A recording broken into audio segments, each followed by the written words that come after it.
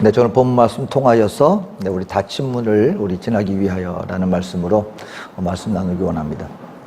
여러분, 닫힌 문 그러면 느낌이 어떻습니까? 벌써 뭐가 탁 암울한 느낌이 들잖아요. 뭔가 길이 없고 뭔가 답답하고 우리를 억누르는 것 같은.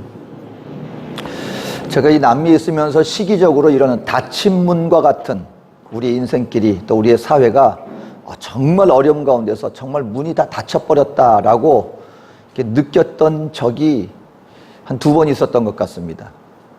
그건 어떤 한 개인의 어떤 문제가 아니라 범국가적인 어떤 그런 어려움이죠. 한 2000년대쯤에서 이 남미 IMF가 닥쳤을 때, 그때 대단했습니다. 남미 쪽의 그 어려움이 이민사회가 들썩거릴 정도였습니다. 경제적으로 정말, 저도 그때 이제 델레스테에서 그 전도사로 있고 하면서 델레스테라고 하는 지역이 그 무역 도시가 어떻게 움직였는지를 정말 아침 저녁으로 피부로 느꼈던 바로 그런 상황이었습니다. 여러분, 정말요, 아침 새벽부터 저녁까지 눈코 뜰 새 없이, 그리고 그곳에서는 이 무역 도시, 상업 도시가 어떤 게 분위기를 느낄 수가 있습니다. 왜냐하면 아침부터 저녁까지 하는 얘기가 장사 얘기로 해서 장사로 끝납니다. 환율 얘기를 하고, 그 조그만 도시가 브라질이라고 하는 큰 나라를 대상으로 해서 무역이 오고 가는데, 정말 그 조그마한 가게 하나가요, 어마어마한 금액으로, 소위 말하는 권리금이라는 게 1년이면 사라지는 권리금이 수십만 불, 거기다가 집세를 갖다가 그 가게세를, 그 조그마한 가게예요. 근데 매달 그냥 어마어마한 가격을, 월세를 지불하고 권리금이라는 걸, 그 엄청난 걸 지불하는데도 그거 없어서 서로 경쟁해가지고 가격을 높일 정도로, 왜냐하면 그 안에서 오고 가는 이 상업이 어떤 그 장사가 대단한 그런 어떤 상업 도시였는데, IMF가 딱 터지고 나니까요, 그렇게 서로 경쟁하면서 치열하게 그 가게 하나 얻지 못해서 그랬던 곳이요, 완전히 텅텅 비는 걸 정말 봤습니다. 그 쇼핑 안에 있는 그 들어찼던 가게가요, 텅텅 비는 걸 보았고, 그곳에서 있던 교민들이, 수많은 사람들이 그 도시가 정말 텅텅 빌다 할 정도로 떠나는 모습도 봤습니다. 그럴 때 느낌이 뭐였냐면요, 이걸 이겨나갈 수 있을까? 과연 이 위기를 극복할 수 있을까? 정말 깜깜해지는 것 같은 그것을 경험을 했습니다. 또 한 번이 이제 우리가 아는 것처럼 지난 몇 년 동안 그 코로나라는 거, 말 그대로 그때는 온 세계가 문이 닫혔지 않습니까? 제가 기억을 해요. 그때 2019년 마지막으로 도미니카 공화국에서 코로나가 막 시작될 때쯤이었어요. 그 중남미 총회를 거기서 했거든요.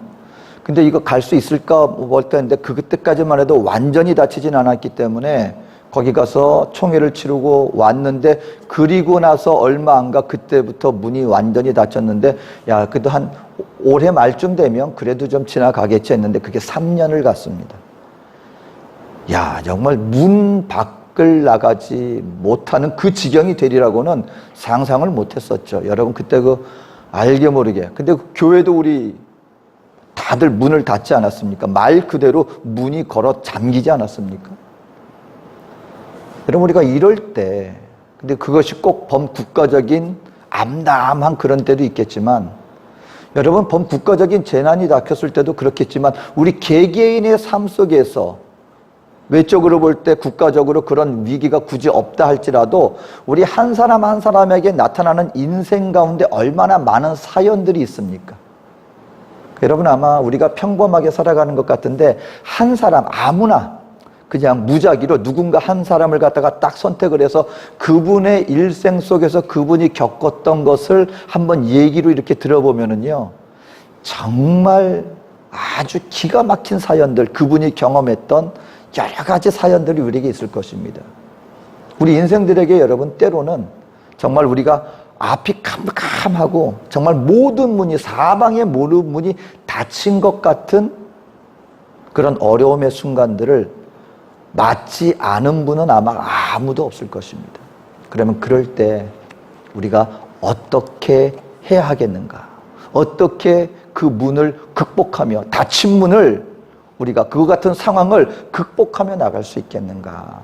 오늘 이 사도행전의 사도 바울이 경험하였던 그 모습을 통해서 오늘 한번 우리가 찾아보기를 원합니다. 여러분, 이 사도 바울은요, 오늘 1절부터 오늘 사도행전 16장 1절에서 5절까지 보면은요, 야, 걱정할 것 없이 모든 것이 탄탄대로였던 그 사도 바울의 선교의 이야기가 펼쳐집니다. 1차 선교 여행을 마쳤거든요.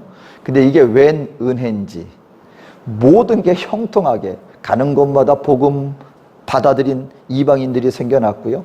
그리고 그곳에 교회가 세워졌고요.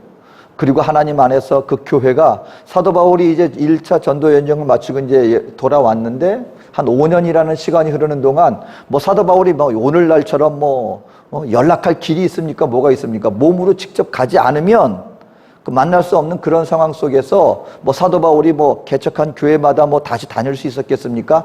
5년이라는 시간이 흘렀는데 그 상황 속에서 들려오는 얘기가 교회들마다 부흥하고 성장하고 있는 거예요. 본인이 직접 가서 이렇게 양육하지 않았는데도 얼마나 성도들이 열심히 했는지, 거기서 또 일꾼도 세워놨어요. 그래가지고 교회마다 부흥하고 있다는 이런 기쁜 소식이 들려오고 있습니다. 사도 바울이 이제는 내가 다시금 하나님의 복음 전도하는 사역을 더 감당해야 되겠다. 그래서 이제 2차 선교 여행을 계획하고 있었습니다. 여러분, 모든 것이 탄탄대로였어요. 처음에 이제 경험도 생겼잖아요. 어떻게 하는지 알았잖아요. 이제 나가서 일만 벌이면, 그리고 선교 사역만 하면 더 확장되어지는 그 일만 남았어요. 그런 줄 알았습니다. 그런데 보니까 2차 선교 여행을 가는데 6절 말씀에 5절까지는 모든 것이 잘 됐고, 그리고 사역자까지 생겨졌어요. 그가 우리가 너무나 잘 아는 사도 바울의 영적 아들 디모데예요.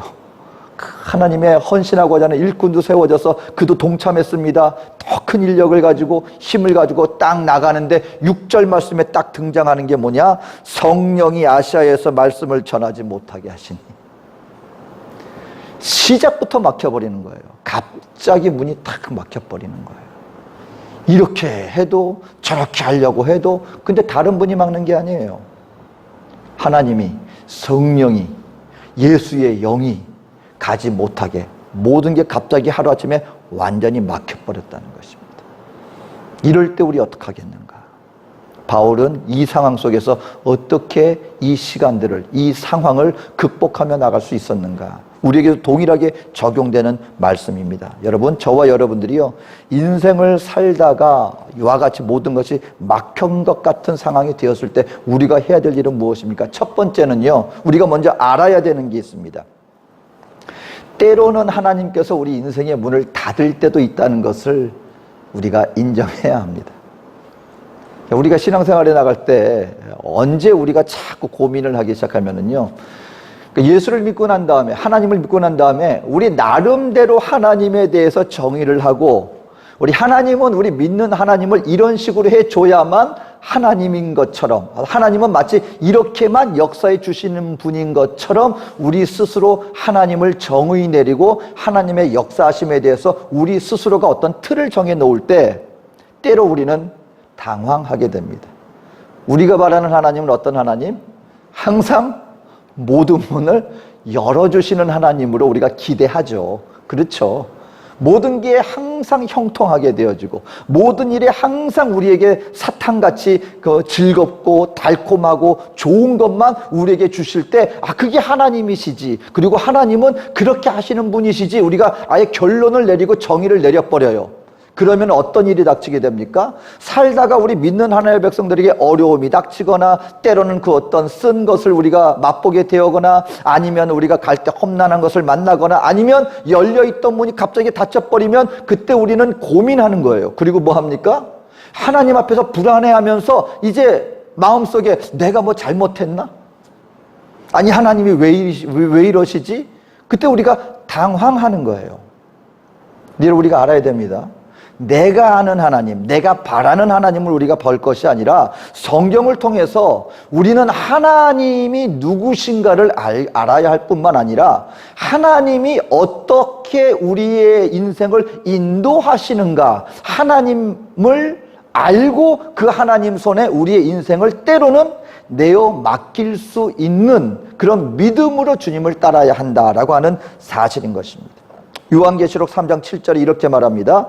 빌라델비아 교회의 사자에게 편지하기를 거룩하고 진실하사 다윗의 열쇠를 가지시니 곧 열면 닫을 사람이 없고 닫으면 열 사람이 없는 그이가 가라사대. 성경을 읽을 때 잘 봐야 돼요. 열면 닫을 사람이 없어요. 그럼 열기만 하시는 하나님으로 소개합니까? 반대로 닫으면 열 사람이 없다. 열기도 하시고 때로는 닫기도 하시는 거예요. 우리 하나님이. 왜요? 우리 하나님은 저와 여러분들의 인생 전체를 보시는 하나님이시기 때문에. 예를 들어서요. 미국에서 이전에 리더스 다이제스트 막 우스운 이야기거리가 거기에 재밌는 이야기거리가 많이 나오는데 거기서 이제 정치를 풍자하는 얘기가 나옵니다. 정치인들을. 그 가운데 비행기를 탔어요. 경비행기를. 조종사가 탔고, 그 다음에 이제 목사님이 타셨고, 보이스카우트 한 소년이 탔고, 정치인이 한 명 탔습니다. 근데 경비행기가 사고가 난 거예요.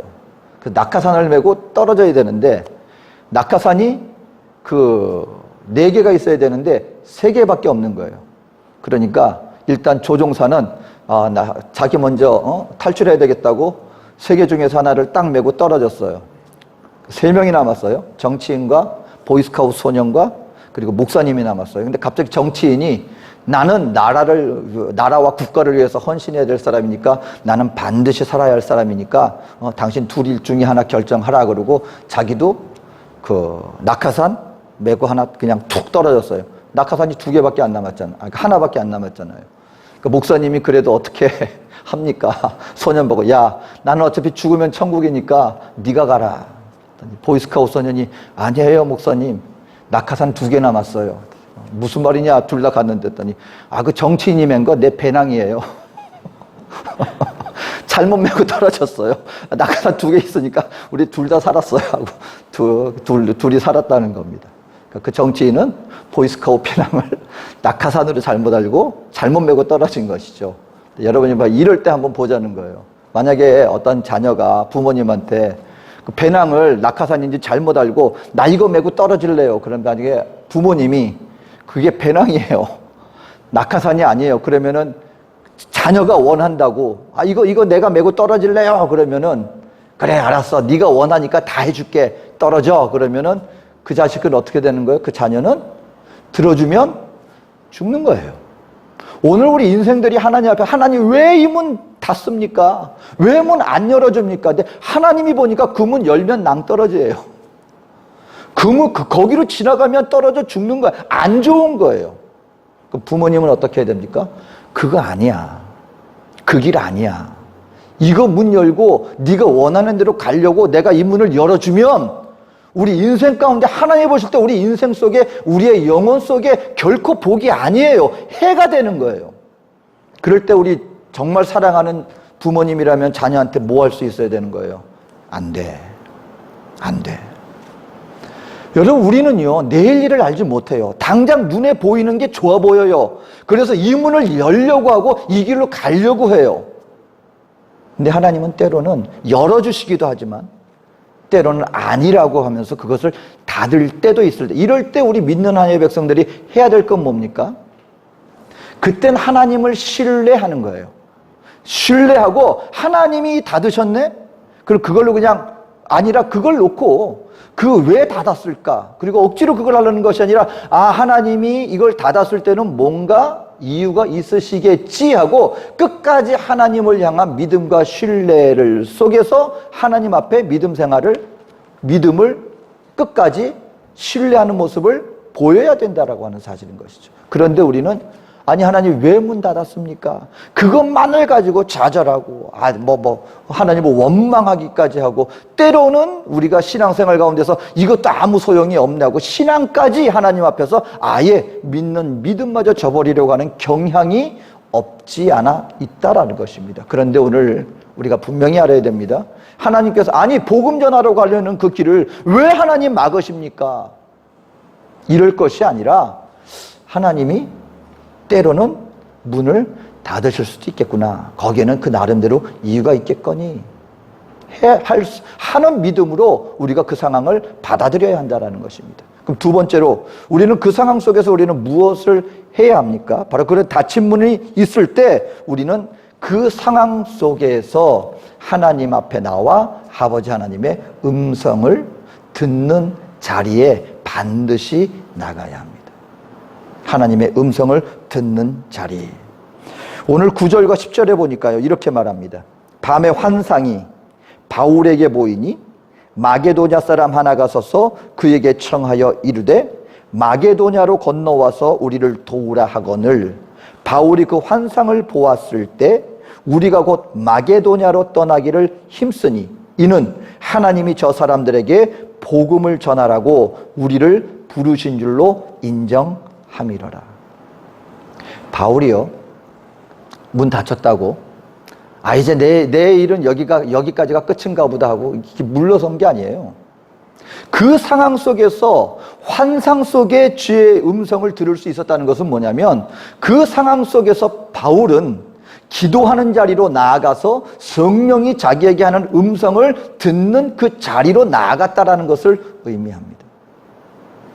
오늘 저와 여러분들이 하나님 앞에 나와서 우리가 그 어떤 상황을 맞닥뜨려서 정말 앞이 칸 거야. 여러분, 문이 닫혔다는 것은 이거 결코 가벼운 상황은 아니에요.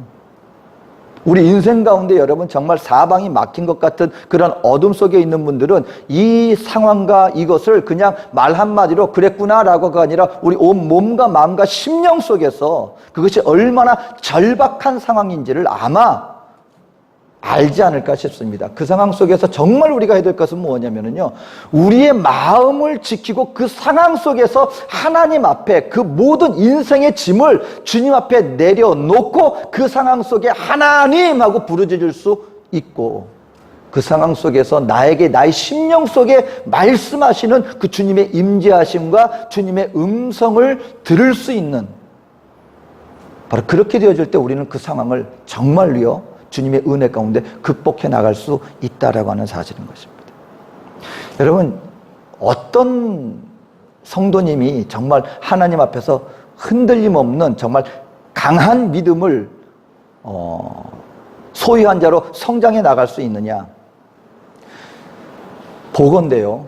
여러분, 기적과 그 어떤 체험을 외적으로 많이 한 바로 그런 분들이 아니더라고요. 결국 지나고 보면. 우리가 볼 때는 기적도 많이 체험하고 영적 은사도 많이 체험하고 막 그러면은 그분은 이제 어떤 일이 닥쳐도 절대로 흔들림 없는 믿음의 소유자가 되겠지라고 생각하기 쉬운데요. 여러분 한번 가만 보세요. 외적으로 많은 것을 체험하고 체험할수록 여러분 그와 같은 어떤 성령의 은사나 그런 게 없으면은요 더 쉽게 휘둘립니다. 외적인 것은 어떤 현상과 외적인 어떤 그런 것에 의거하여서 믿음을 이렇게 쌓아나갔던 분들은요 생각 외로 굉장히 자주 이게 흔들립니다. 연약합니다. 대표적인 예가 여러분 이스라엘 백성들이에요.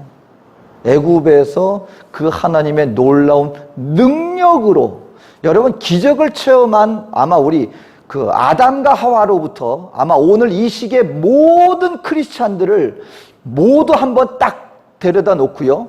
하나님의 기적을 가장 큰 기적과 가장 많은 기적을 체험한 그 사람들이 누구냐라고 아마 꼽는다면 애굽에서 하나님의 능력으로 탈출함을 받고 광야로 인도함을 받은 그 이스라엘 백성들만큼 하나님의 큰 기적을 체험한 사람들은 아마 없을 겁니다. 10가지 재앙 체험했죠. 여러분 그것도 기적이에요. 마지막에는 어떤 기적까지 체험했어요? 장자가 다 죽어요.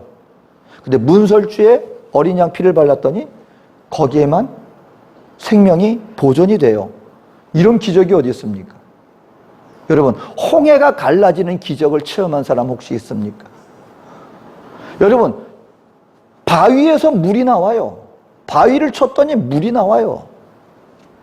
아침마다 만나가 떨어져요. 여러분 그리고 영광 중에 하나님 앞에 실질적으로 하나님께서 직접 주신 십계명을 받아와요.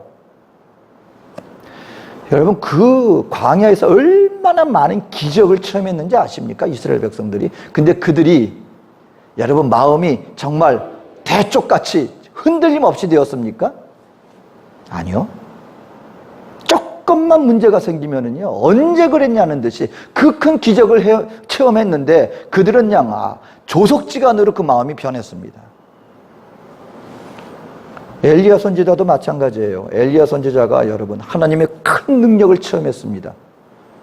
여러분 1대 850이에요. 그리고 기도했더니 하늘에서 불이 내렸어요. 그 제단을 갖다가 확 불살라 버렸습니다. 이 불의 응답을 받은 그것뿐만이에요. 비의 응답도 받았잖아요. 3년 반 동안 닫혔던 하늘이 기도했더니 비가 내렸어요. 여러분 이런 기적을 체험했으면 야, 하나님에 대해서 엘리야 선지자는 이제 아주 불멸의 신앙의 소유자가 됐겠구나 하지 않겠습니까? 그런데 그 놀라운 기적과 불과 물의 응답을 받은 엘리야 선지자가요, 한 여인의 말 한마디에 그냥 꼬꾸라졌습니다. 근데 이랬던 엘리야 선지자가 여러분 그 강한 그 하나님의 흔들림 없는 선지자로 설 수 있었던 그 이유는요, 이세벨이라고 하는 그 여왕이 말 한마디로 마음이 이제 그 기적으로 말미암아 마음이 하나님 앞에 무릎을 꿇고 용서를 빌 줄 알았는데 더 기세가 등등해졌습니다. 내가 내일 아침까지 네 목숨을 살려두면 내가 사람이 아니다. 그 한 여인의 말에 여러분 그냥 완전히 좌절이 되어서 죽겠다고 광야에 나갔습니다. 쓰러져 있는데 천사가 와서 지정한 곳에 가서 하나님을 만나라. 지진이 일어나니까 또 능력 가운데 주님이 임하나 보다. 안 했어요? 불 가운데서 또 하나님의 임재가 임하나 보다 하고 불 가운데서 하나님을 만나려고 했더니 안 계셨어요. 근데 어디 계셨어요, 주님이? 세미한 음성으로 엘리야에게 말씀하니까 그 말씀을 받았어요. 그러니까 여러분 우리 믿는 하나님의 백성들의 신앙은요, 외적으로 뭔가 많이 안으로 이렇게 체험되어질 때 강해지는 게 아니라 실질적으로 내 마음 중심 속에서 주님의 음성과 나와 교제가 이루어지는 가운데 내 심령으로 주님의 말씀을 받고 주님과의 온전한 교제 속에서 그 말씀 속에 주님을 향한 나의 믿음이 세워질 때, 다시 말하면 내 안에서부터 내 마음과 심령 영혼에서부터 주님과 함께하고 그 주님에 대한 믿음의 확신 가운데 세워질 때 외적인 환경 가운데 상관없이 내 안에서 흔들림 없는 믿음으로 세워질 수 있게 되어지는 것이다 라고 하는 사실인 것입니다. 문제가 있을 때요, 앞이 캄캄하게 되었을 때 자꾸 밖에 바라보고요, 어떤 능력이 임하지 않을까, 어떤 기적이 임하지 않을까, 하늘에서 불이 내리지 않을까, 막 그러다 바라보면은요, 우리의 마음과 심령이 막 흐트러집니다. 근데 그때 해야 되는 거, 우리 믿는 하나님의 백성들이 그것을 이겨나갈 수 있는 길은요, 밖을 바라보고 사람 바라보고 능력 바라보고 이럴 것이 아니라 나의 기도의 골방을 찾아가 나와 함께 하시는 주님 앞에 아버지 하나님하고 주님이 나에게 하시는 그 음성에 귀 기울이는 거예요. 가장 빠른 길이고요, 가장 확실한 길입니다. 기도하다 보면은요, 하나님 앞에 우리 범사의 삶을 바라보더라도 우리가 환경 속에서 내 눈이 흩날리는 것이 아니라 우리의 일생생활의 살에 나가지만 나의 마음 중심 속에서는 항상 하나님을 바라보는 거예요. 내 영혼이 깨어서 주여 말씀하시옵소서, 내가 듣겠나이다. 아버지 어떻게 할까요? 기도하는 자세로 그때 주의 음성이 들리는 거예요. 주의 음성이 들리고요, 주의 음성이 나의 마음과 심령을 사로잡으면은요, 거기에서부터 희한해요. 내 마음의 모든 풍파가, 여러분 그 갈릴리 호숫가에서 막 바람과 파도가 있을 때 주님이 말씀 한마디 하시니까 바람과 파도가 잔잔해지더라 그러죠. 여러분 그게 오늘날 우리 심령 속에서도 역사되어지는 참 기적의 하나님의 은혜예요. 그렇게 풍파 속에서 내 갈피를 알지 못하고 나 이제 죽겠구나 하고 어쩔 줄 몰라하는데, 여러분 심령이 괴로워 보세요. 한번 나의 심령이 혼동돼 보세요. 아무것도 안 잡힙니다. 그런데 기도 속에서 주의 임재하심 속에서 주님의 말씀이 나를 부여잡으면은요, 희한한 내 영혼이 평온해져요. 모든 풍파가 잠잠해져요. 그리고 거기서부터 주님이 우리에게, 그게 능력입니다. 그 생활 속에서도요, 일들이 하나씩 자리를 잡아 나가요. 오늘 사도 바울이요, 그 모든 것이 탄탄대로였던 것 같은데 하루아침에 갑자기 다른 문도 아니에요. 하나님의 영이 갈 길을 막아요. 뭘 해도 안 돼요. 기도했더니 마게도냐에서 환상 중에 주의 음성이 들리는 거예요. 아, 이게 하나님 뜻이구나. 하나님의 음성을 들리니 그때 비로소 길이 잡히기 시작하더라라고 하는 사실인 것입니다. 마지막으로 우리가 이런 모든 것이 닫혀 있게 보여질 때, 모든 문이 닫혔다고 생각되어질 때 어떻게 됩니까? 하나님이 때로는 그 문을 막을 수 있다. 그리고 그 가운데 주의 음성을 들어야 합니다. 마지막으로 하나님이 예배해 놓으신 다른 문이 있을 수 있다는 것을 우리가 알아야 합니다. 여러분, 하나님께서 사도 바울에게 왜 거기를 못 가게 했을까요? 아시아 쪽으로 가려고 한 거예요. 북쪽으로 가려고 했고 아시아 쪽으로. 왜냐하면 또 사도 바울이 그 소아시아 출신이기도 하고, 그리고 그때 당시 유럽은 누가 다스리고 있었어요? 로마가. 어마어마한 로마가 이렇게 딱 자리 잡고 있는데 감히 거기는 생각을 못 한 거예요. 그러니까 복음 전할 수 있는, 그리고 본인과 혈통도 비슷하고 또 말도 잘 통할 것 같은 소아시아로 이렇게 복음을 전할, 당연히 거기로 가려고 했겠거니 했는데 그게 안 열리니까 이게 왜 이럴까 하는데 갑자기 생각지도 못했던 마게도냐, 유럽 쪽에서 와서 우리를 도우라. 하나님의 환상 중에 유럽으로 발걸음을 돌이키게 만들었고, 그리고 유럽으로 발걸음을 돌이키게 되었습니다. 여러분, 이게 뭐냐면 이게 사람과 하나님의 이 차이점이에요. 우리는 눈에 보이는 것, 이것거니 했지만 하나님께서는 이 복음을 지금 이스라엘 백성들만 염두에 둔 게 아니죠. 이 복음을 누구를 위한 복음입니까? 온 세상을 위한 복음이에요. 이 복음이 온 세상 가운데 펼쳐졌어야 됐어요.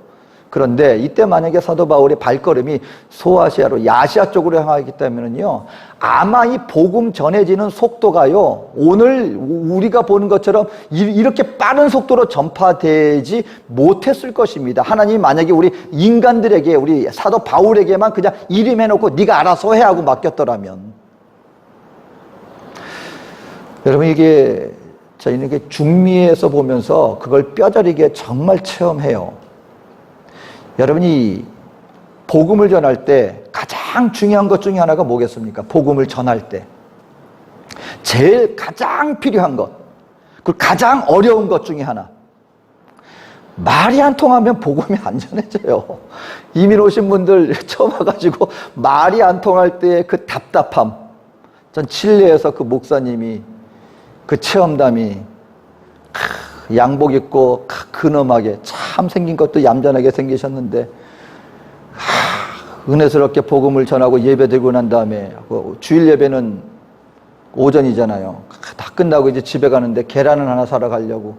근데 이분이 말을 못해요. 그래서 그냥 그 식품점에 가가지고 계란을 달라고 말을 해야 되는데 우회보, 오후 이게 달라고 했는데 계란을 모르니까 꼭꼭 그랬다는 거 아니에요. 꼭꼭 뿅 그랬대요. 달걀 달라고. 말이 안 통하면 전할 수가 없는 거예요. 중미의 과티말라의 인디안 부족이 23부족입니다.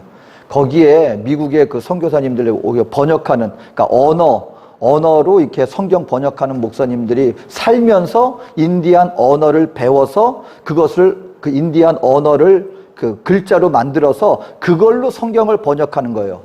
얼마나 시간 걸리는지 아십니까? 평생을 걸려요. 근데 23부족이 사는데 뭐 산 하나에 한 부족이 사는 거예요, 한마디로. 근데 언어가 23개랍니다.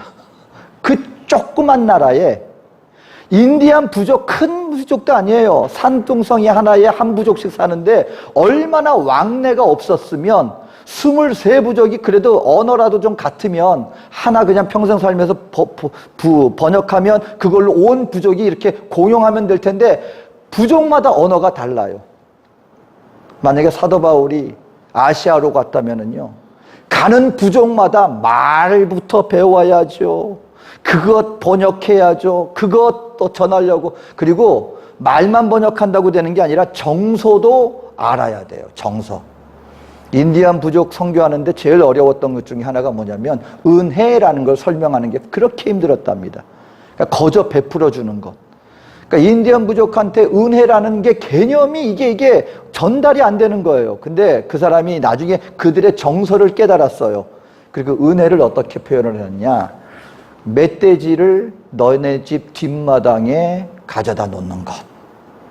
왜냐하면 그 사람들에 있어서 그러니까는 뭔가 이웃에게 선을 베푸는데, 그 선을 베푸는데 그 사람들이 느끼는 선함의 정도가 있는 거예요. 그런데 산속에서 멧돼지를 잡았는데 멧돼지 한 마리를 그냥 줬다? 그 사람들 사회에선 있을 수 없는 일인 거예요. 그 선행이. 그러니까 하나님이 우리 인생들에게 어떤 은혜를 베풀어 주셨는지 아느냐? 너희들 중에 누군가가 멧돼지를 잡았는데 그걸 그냥 온전히 그냥 너희 이웃에게 그냥 그걸 갖다 줬어. 그랬더니 그 말을 듣고서 아니 그렇게까지 놀라운 은혜를. 그러니까 여러분, 이게 말과 정서를 이게 전달한다는 게 쉬운 일이 아니에요. 그러니까 만약에 사도 바울이 그냥 아시아로 갔다면 복음 전하는 데는 어마어마한 에너지와 시간이 소요됐을 것입니다. 그런데 그때 예수님, 사도 바울이 복음을 전할 때 이 유럽 상황은 어땠습니까? 누가 다스리고 있었어요? 로마가. 모든 길은 어디로 통한다? 로마로 통한다. 온 세계로 갈 수 있는 길이 다 나져 있어요. 가장 중요한 것 중에 하나가 뭐예요? 언어라 그랬죠? 그때 당시 통용어가 뭐였어요? 헬라어였어요. 그때 당시 모든 것, 로마가 다스리고 식민지로 있는 모든 것의 공통 통용어는 우리가 라틴어라고 알고 있지만 사실은 헬라어였습니다. 그러니까 정신은 그리스가 점령하고 있었고 실질적인 사회적으로는 로마가 점령하고 있었습니다. 그러니까 모든 통용되는 언어는 헬라어로 통용이 되는 거예요. 그러니까 복음이 로마에게 전해지면 로마를 통하여서 그때 당시에 있는 온 아시아와 유럽과 그리고 아래로는 이집트와 이 모든 지역이 삽시간에 뭐가 될 수 있습니까? 복음이 전달될 수 있었던 거예요. 오늘 그러니까 하나님께서 사도 바울의 길을 왜 아시아로 가는 길을 막았습니까? 못되게 하려고요? 아니요. 하나님은 온 세계를 향한 하나님의 뜻을 품고 거기로 가면 안 돼, 여기로 와야 돼 하고 오히려 바른 길로 인도해 주셨다는 것이죠. 여러분, 우리 믿는 하나님의 백성들이 반드시 인정해야 될 것이 있습니다. 이 땅 가운데 믿는 성도들에게 우연히 일어나는 일은 없습니다. 이걸 분명히 확신하십시오. 하나님의 섭리가 저와 여러분들에게 주어지는 그 모든 일들입니다. 여러분, 모든 일들입니다. 어떤 거는 그렇고 어떤 건 아니고가 아니라 우리 하나님의 백성 믿는 성도들에게 이루어지는 모든 인생은 누구의 주권 아래 이루어지는 것이다? 하나님의 주권 아래 이루어지는 것입니다. 그걸 믿는다면 지금 나에게 문이 닫힌 건 역시 하나님의 뜻 가운데 이루어지는 것입니다. 그렇다면 절망할 것이 아니라 하나님이 왜 이걸 못하게 하셨지? 다른 뜻이 계시는가? 하나님 앞에 기도하고 음성을 듣고 그리고 하나님이 예비해 놓으신 길을 찾아가는 것, 바로 그것이 생명의 길로 가는 것이고 저와 여러분들이 형통의 길로 가는 길인 것입니다. 그러니까 여러분, 오늘 우리가 볼 때 문이 닫힌 거예요. 근데 하지만 하나님이 볼 때는 우리를 바른 길로 인도하기 위한 교정이다라고도 우리가 생각할 수 있다라는 것입니다. 그렇다면 저와 여러분들은 어떤 상황 가운데 있다 할지라도 절망하지 않을 수 있을 줄로 믿습니다. 사도 바울은요, 로마를 정복시킨 복음의 일꾼이 될 수 있었어요. 이유는 무엇인지 아십니까? 하나님이 그의 발걸음을 인도하여 주셨기 때문에. 오늘 저와 여러분들도 혹시 지금 이 순간 내가 볼 때 뭔가 다친 것 같다 생각되어지면 그럴 수도 있다는 걸 인정하시고 그때 하나님 앞에 나와 주의 음성을 듣고 하나님이 예비해 놓으신 그 길을 따라 우리가 나아갈 수 있는, 그리하여 하나님의 더 큰 은혜 속에 거할 수 있는 우리 저와 여러분 되어지시기를 주님의 이름으로 축원드립니다. 기도하겠습니다. 사랑과 은혜가 많으신 좋으신 하나님, 하나님은 우리의 왕 되신 하나님, 우리의 모든 것을 다스리시는 하나님이심을 고백합니다. 주의 뜻 속에, 하나님의 인도하심 속에 나의 인생을 맡기기를 원하오니 주여 받아주시고 선하고 복된 길로 인도하여 주시옵소서. 감사드리며 예수님의 이름으로 기도합니다. 아멘.